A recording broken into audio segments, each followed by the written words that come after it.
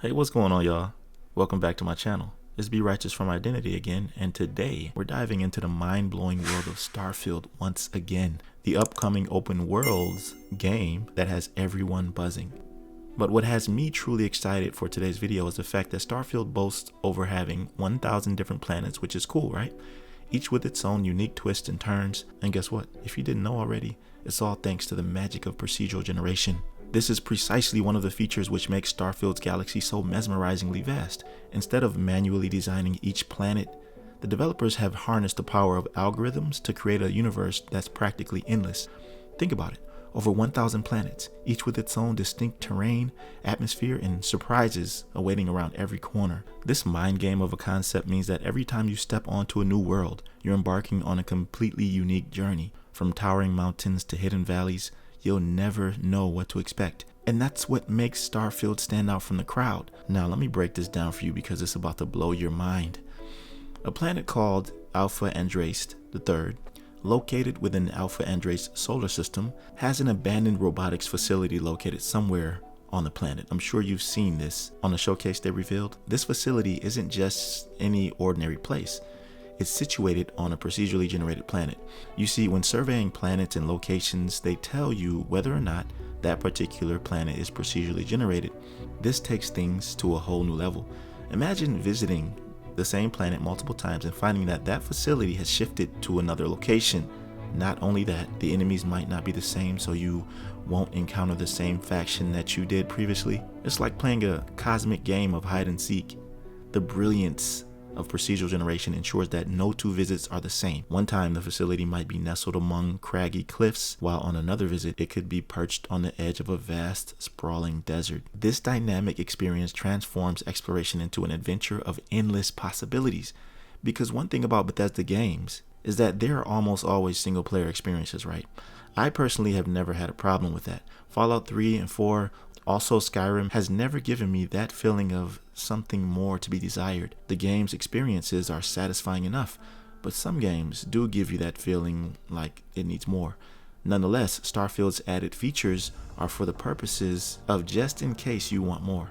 Is there. That being said, the procedural generation will definitely offer a lot of replay value, even more than before.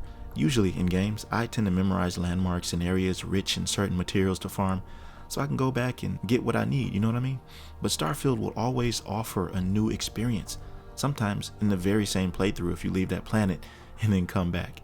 The procedural generation is not only confined to environments either. This is also in the case with loot, weapons, gear, or anything else collectible that you can think of. And here's another crazy concept to think about.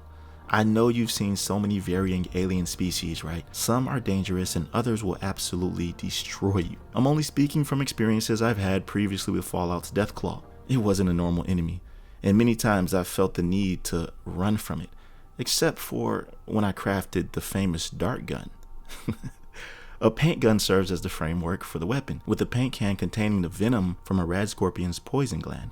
A toy car is used as the bow, with elastic surgical tubing attached to the car wheels in order to propel the ammunition. All of these materials you could find in the post-apocalyptic world of Fallout 4 and Fallout 3. It was crazy. It's like all of these materials meant something. So you didn't really want to give anything up because you knew there was a possibility to do something with it, right? The weapon fired darts that have been dipped in rad scorpion's venom, which you can get after killing the scorpion and taking its tail. Right? A hit anywhere on the target's body will instantly cripple the legs, making it extremely useful against fast melee opponents such as 𝐷eathClaws. This is one of the only ways I could kill that abomination. You might be thinking that I'm getting off topic here, but I'm not.